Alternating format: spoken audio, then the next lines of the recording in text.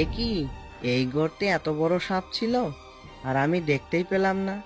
গর্তের সাথে সাথে সাপটিকে তো আমি কেটে ফেললাম। সাপটিকে দেখে তো অনেক বিষধর সাপ মনে হচ্ছে। এখানে মনে হয় আরো সাপ রয়েছে। আমি দ্রুত পালিয়ে যাই।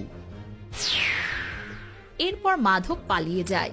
তখন সেই গর্ত থেকে একটি বাচ্চা সাপ বেরিয়ে আসে। এটা কে ছিল? আমার গর্তে আমার মাই তো থাকবে। ডিম থেকে বের হওয়ার সাথে সাথে বাবা মা এখানে লুকিয়ে রেখে গেছে। আমার মাকে আমি আজও দেখিনি। নিশ্চয়ই মা আমার সাথে দেখা করতে এসেছিল। আর ওই শয়তান কৃষক আমার মাকে মেরে ফেললো আর আমাকে মায়ের আদর থেকে বঞ্চিত করলো। মা, ওর জন্য আমি আমার মাকে হারিয়েছি। আমার মায়ের মৃত্যুর প্রতিশোধ আমি নেবই, ছাড়বো না ওকে। ওহ বাবা, জোর বাঁচা বেঁচেছি। আর একটু হলেই সাপটা আমাকে কামড়ে দিত। ওগো, কি হয়েছে? এমন হাঁপাচ্ছ কেন? আর এত তাড়াতাড়ি তোমার আলকাটা শেষ? আর বলো না, আল আর কাটলাম কোথা থেকে। আজকে আমার কপালটাই খারাপ। সবেমাত্র জমিতে আল কাটা শুরু করেছিলাম, তখনই কোথা থেকে যেন একটা সাপ আমার কোদালের সামনে চলে আসে। আর আমি না জেনে বুঝে সাপটিকে কোদালের কোপে দুখণ্ড করে ফেলেছি। হে কি অলক্ষণে কাণ্ড! না জানি কেমন স্বাদ ছিল। আমার তো ভয় করছে। বাবা মা, তোমরা এত ভয় পাচ্ছ কেন? সাপকে আবার কেউ ভয় পায় নাকি? আর এমনিতেও বাবা কি আর ইচ্ছা করে সাপটিকে মেরেছে? জানো বাবা, সাপ আমার খুব ভালো লাগে। তোর বাবা সাপের ভয় পালিয়ে এসেছে, আর তোর সাপ ভালো লাগে? বোকা মেয়ে! খবরদার, কোনো সাপ দেখলে ভুলেও তার কাছে যাবি না। সাপের বিষ খুব ভয়ানক। হ্যাঁ রে মা, তোর মা ঠিকই বলেছে। সাপেদের সাথে কখনোই বন্ধুত্ব করতে নেই, কারণ সাপেরা কখনোই মানুষের বন্ধু হতে পারে না।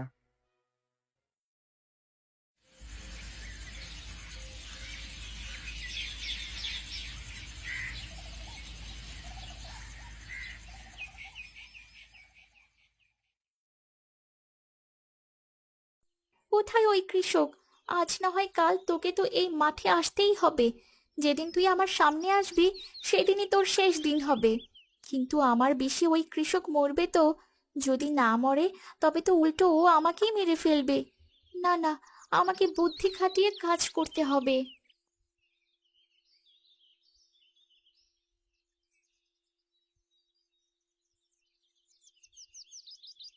যাক বাবা, গর্তে তবে একটাই সাপ ছিল। আজকের মতো তবে আইলটা কেটে ফেলি।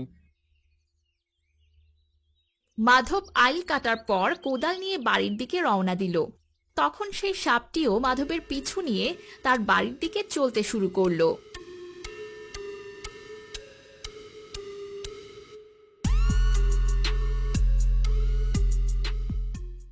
যতদিন না আমি তোকে শেষ করতে পারছি ততদিন আমি এখানেই থাকবো। বাবা, তুমি দ্রুত হাত মুখ ধুয়ে এসো, আমার খুব খিদে পেয়েছে। আদর দিয়ে দিয়ে মেয়েটাকে মাথায় তুলেছো। সে কখন থেকে বলছি নিজের হাতে খাবার খেয়ে নে, কিন্তু কে শোনে কার কথা? তুলি, মা, আজকে আমার অনেক কষ্ট হচ্ছে। আজকে তুই মায়ের হাতে খেয়ে নে, কেমন? হলো তো, এবার আয় আমি খাইয়ে দেই। মিতালি তুলিকে খাবার খাইয়ে দেয়।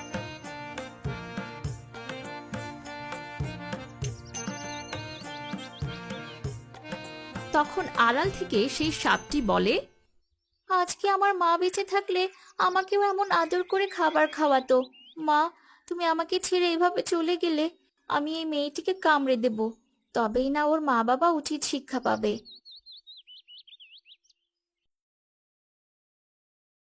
তুলি খাবার খেয়ে নিজের ঘরে চলে যায়। তখন সে দেখতে পায় তার ঘরে সেই সাপটি। আমার ঘরে এত সুন্দর একটা সাপ! আমি তোমাকে অনেক পছন্দ করি। তুমি একদম ঠিক জায়গায় এসেছো। আমি মনে মনে তোমাকেই খুঁজছিলাম। আমার কাছে থাকলে তোমার আদর যত্নের কোনো ত্রুটি হবে না। দাঁড়াও, আমি তোমার জন্য এক বাটি দুধ আনছি।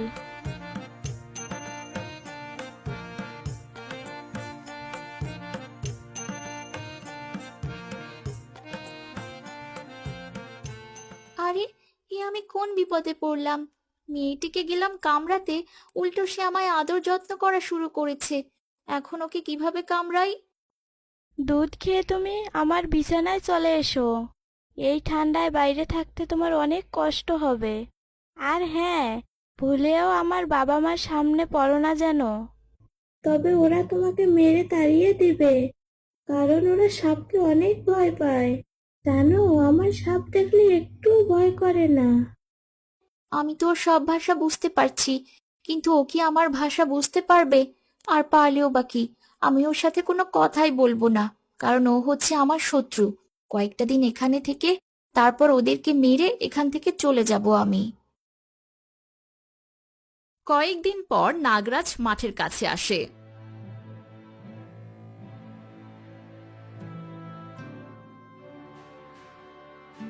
এ কি, এই মাঠটিকে এভাবে কে ফসল চাষ করেছে? তবে আমার বাচ্চা কোথায়? এখন আমি নাগিনকে কি জবাব দেব? না না, তুই আমাদের ছেড়ে এভাবে চলে যেতে পারিস না। তবে কি আমার একটা ভুলের কারণে আমি তোকে এভাবে হারিয়ে ফেলবো?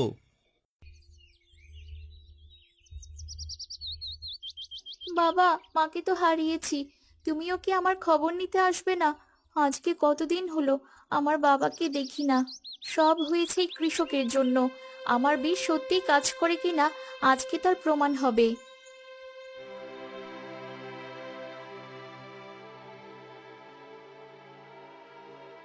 ওই তো আমাদের কন্যা।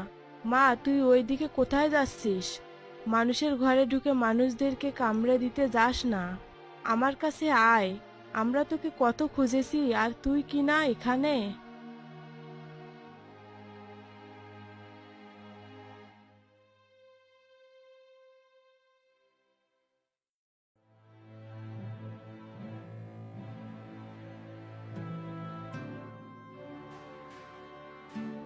কে তুমি?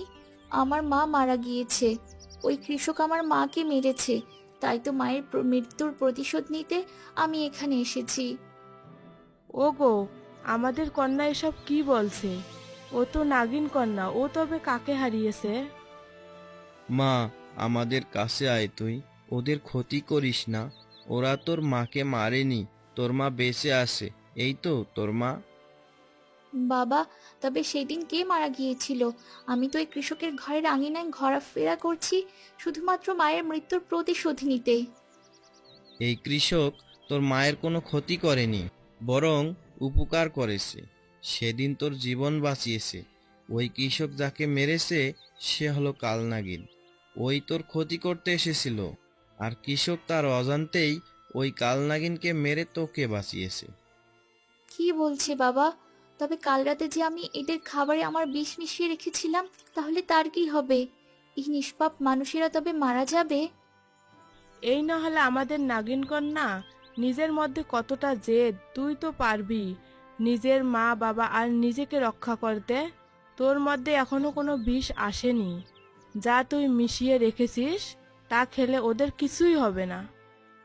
তাহলে আমি দুশ্চিন্তা মুক্ত। যে আমার উপকার করেছে তাদের আমি কোনো ক্ষতি করতে চাই না। তোমরা একদম সঠিক সময় এসেছো। জানো মা, তুলি অনেক ভালো। আমি মাঝে মাঝে তুলির সাথে দেখা করতে আসব।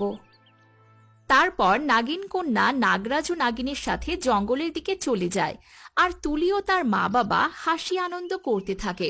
তাদের এই ঘটনা অজানাই থেকে যায়।